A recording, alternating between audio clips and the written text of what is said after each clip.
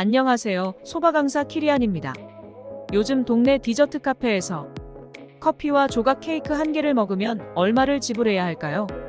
대중 없지만 잘 팔린다는 빅토리아 케이크가 조금 저렴한 편인 4,000원이고 생크림 케이크는 7,000원 정도의 딸기까지 올라가면 7,000원이 훌쩍 넘는 곳도 많더군요. 카페마다 다르겠죠. 위치를 서울 청담동으로 옮겨 순대국밥을 먹는다 치면 10,000원에서 15,000원은 치러야 한다고 합니다. 디저트 값과 밥 한 끼 값의 차이가 그리 나지 않는 것을 알 수 있는데요. 강북이나 지방 쪽 국밥 값은 더 싸겠죠. 만약 청담동에 있는 디저트 카페라 치면 에클레르 쇼콜라 한 개 값이 순댓국 한 그릇과 비슷하다는 것을 알 수 있을 것입니다. 거기에 스페셜티나 핸드드립 커피까지 마신 가격이라면 순대국밥 한 그릇이 뭡니까? 두 그릇과 비슷해지는 가격일 것 같습니다. 카페 창업 시 중요한 점은 위치라고 합니다. 잘 아는 동네에 개업할 것이냐 아니면 사람이 몰리는 곳에 할 것이냐로 말이죠. 쉽지는 않겠지만 대형 투자가 아니고서야 번화가에서 살짝 떨어지면서 젊은 층과 노년층 모두를 노리는 전략이 필요하다고 합니다. 점포 위치를 정하는 것은 온전히 사장의 능력이겠습니다. 하지만 위치가 정해져도 그에 따른 고민거리가 또 생기는데요. 매장의 크기를 정하는 것이죠. 15평 정도나 그 이상은 되어야 손님들이 편안함을 느낄 것 같은데요. 현실은 5평에서 10평 정도 크기의 카페가 많이 생기는 것 같습니다. 10평 이내 작은 점포의 이점은 직원 없이 혼자서 커버가 된다고 생각하거든요. 대신 손님들이 보는 입장에서는 규모가 작은 점포로 인식되면 기술력이 딸리거나 자본이 적게 투입된 곳이라 여겨 메뉴 실력보다 못하다는 판단을 할 수 있다고 합니다. 대신 내 집만의 시그니처 음료나 디저트가 있다면 기술적인 면에서 고급이라는 인식을 손님들께 심어줄 수 있어 다른 카페와 차별화되면서 업그레이드 될 수 있다고 합니다. 찾기 편한 위치라는 것이 도시의 랜드마크 바로 옆이나 근방이면 좋을 것 같은데요. 아주 먼 곳에서 찾아올 때도 지하철역 3번 출구에서 두 번째 골목처럼 찾기 간단하면 간단할수록 좋다는 것 같습니다.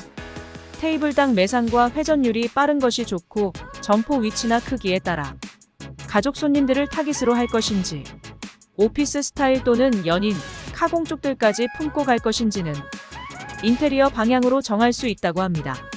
만약 20평대의 공간이라면 가족 손님을 위한 구역과 비즈니스 손님을 위한 구역으로 나눠 인테리어를 할 수 있다는 것이죠.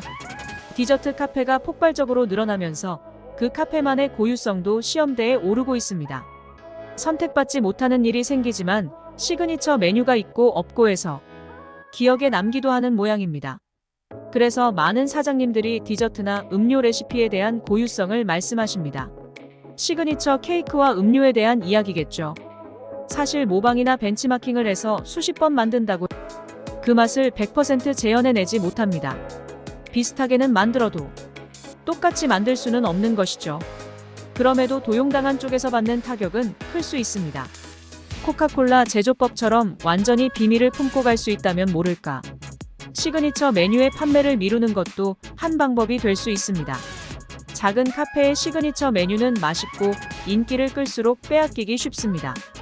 큰 카페나 프랜차이즈 같은 곳에서 모방을 했다고 치면 그 메뉴는 그곳 고유의 메뉴가 될 것입니다.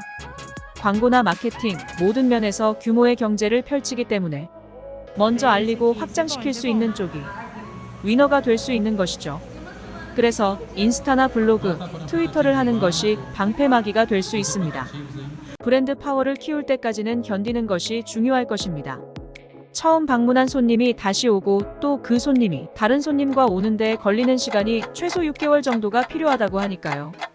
진심으로 디저트를 사는데 돈을 아끼지 않는 사람들이 많은 요즘입니다.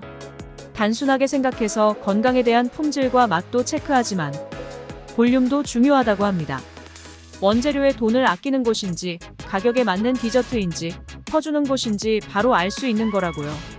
디저트도 순대 국밥처럼 한 뚝배기 정량이 있다고 생각하면 좋을 것 같습니다. 쿠키나 케이크의 무게가 가볍거나 맛이 진하지 않으면 손님으로부터 다시 선택받기 어려울 것입니다. 메뉴에 따라서 호불호는 갈릴 수 있지만 좋은 재료와 알맞은 양은 침범할 수 없는 성역과 같다고 말이죠. 스타벅스에서 7월 20일부터 트렌타 사이즈가 추가되었습니다. 북미에서는 이미 팔고 있던 사이즈라고 하는데요. 벤티 사이즈도 작아서 힘들어하셨던 스타벅스 팬들한테는 좋은 업그레이드가 된 것 같습니다. 오늘은 여기까지입니다. 소바 강사 키리안이었습니다. 감사합니다.